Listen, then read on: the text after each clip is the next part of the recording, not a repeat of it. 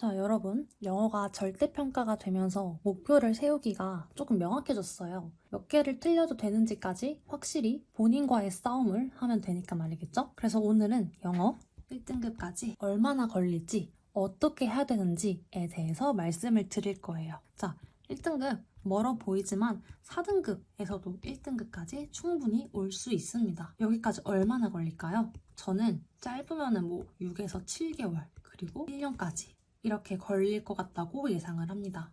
일단 그 전에 먼저 말씀을 드리면 영어는 사실 범위라는 게 없어요. 그냥 언어일 뿐이에요. 그러니까 가장 큰 준비물은 일단 그 언어에 대한 자신감을 갖고 시작을 합시다. 영어 잘하면 수능뿐만 아니라 다른 데서도 두루두루 잘 쓸 수 있지 않을까요? 그러니까 재미를 붙이고 한번 시작을 해볼게요. 4등급, 그냥 여기는 쉽게 됩니다. 조금만 신경 써서 내가 풀 수 있는 것들 풀어보면은 4등급은 그냥 나올 거예요. 이제 여기서 우리는 3등급을 가야겠죠? 저는 여기 이제 길어도 한 2개월. 2개월도 사실 많이 잡은 거예요. 2개월 된다고 봅니다. 일단 첫 번째 중요한 거는요.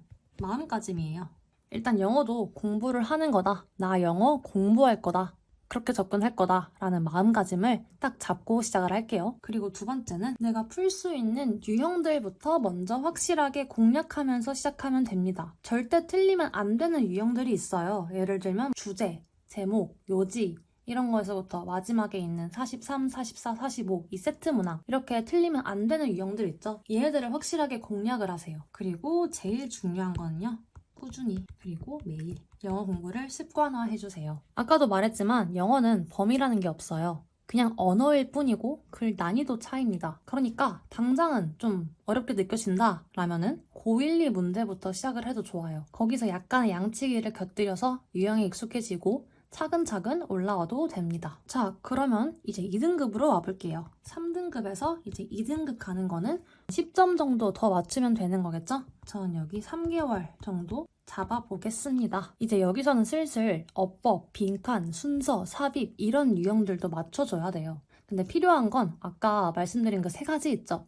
걔네들은 당연히 기본적으로 가져가야 되고요. 이제 거기에 더해서 문장 해석뿐만 아니라 왜 논리적으로 얘가 답이 나와야 하는지 그것도 확실히 알아야 돼요. 우리는 그거를 시그널이라고 할게요. 문제의 시그널을 잡을 수 있어야 합니다. 이런 힌트가 이 글 속에 이렇게 숨겨져 있기 때문에 얘가 답이다. 얘가 답이 아니다 라는 걸 문제 유형별, 독해별로 찾아가시면 됩니다. 사실 그런 논리적인 부분들은 답지를 읽는 것도 굉장히 도움이 많이 돼요. 그러니 매일 이제 문제 푸시고 해설지도 읽어보세요. 특히 막 공부하기 싫고 머리 쓰기 싫은 그런 날 있잖아요. 약간 좀 쉬엄쉬엄 하고 싶을 때 해설지 딱 읽어보시면은 나름 그런 논리적인 부분에 도움이 됩니다. 그리고 두 번째, 반복하세요.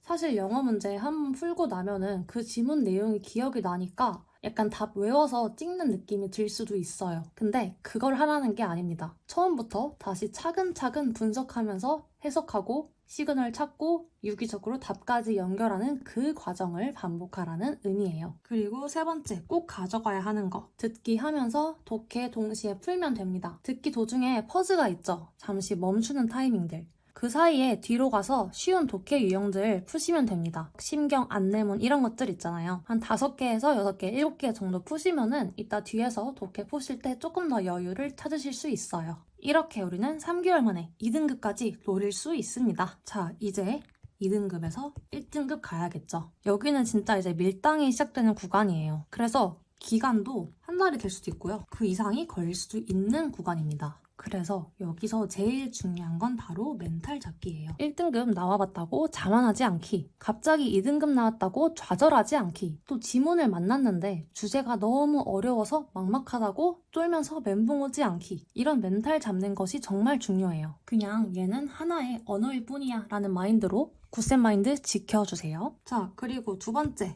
바로 숲을 보고 그리고 나무를 보는 거예요.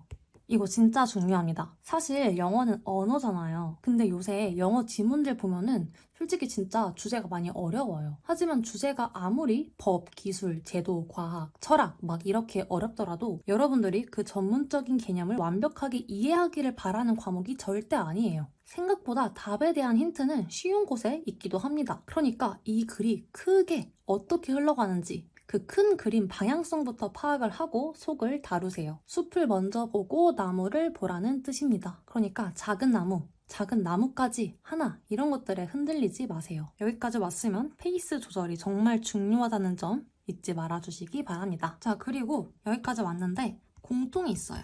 공통으로 여러분들이 다 챙기셔야 하는 거, 당연한 단어 그리고 해석을 위한 문법이겠죠? 이것들을 알아야지 문장이 해석이 되고 이해를 하던가 할 거 아니에요. 그러니 이런 기본 준비물들을 얼마나 꾸준히 잘 공들여서 시작을 했느냐에 따라서 여러분들의 성과가 차이가 분명히 생길 겁니다. 잘 쌓아온 사람이 1등급까지도 안정적으로 갈 수 있겠죠? 아직 늦지 않았으니까 지금부터 시작해서 빠르게 1등급까지 도착하시길 응원하겠습니다.